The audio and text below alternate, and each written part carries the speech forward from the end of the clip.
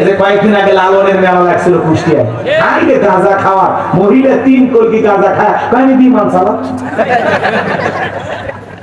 কথা কন। তারা বলতেছে এটা গাঁজা না, এটা সিদ্ধি। মদ রোপণ করা যায়, যায় না। ফেনসিডিল রোপণ করা যায়, যায় না। ইয়াবা রোপণ করা যায়, যায় না। তাহলে গাঁজার গাছ রোপণ করা যায়। আল্লাহ যেহেতু গাছ দিয়েছে, খাওয়া যায় আছে। একটু জোরে বলুন নাউজুবিল্লাহ।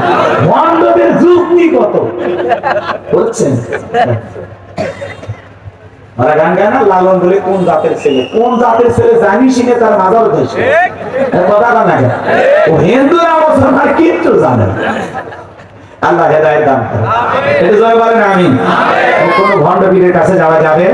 পীর ছিল শাহজালাল, শাহপরান, শাহ মাকদুম, বাইজিদ বোস্তামি, আব্দুল কাদের জিলানী, হ্যাঁ, রংপুরের কেরামতুল্লাহ, বগুড়ার শাহ সুলতান, রাজশাহীতে শাহ মাকদুম, বড় বড় আল্লাহ ওয়ালাদের শত শত আল্লাহ ওয়ালা এই জমিনে এখনো সাহিত্য কথা বলে, ঠিক না?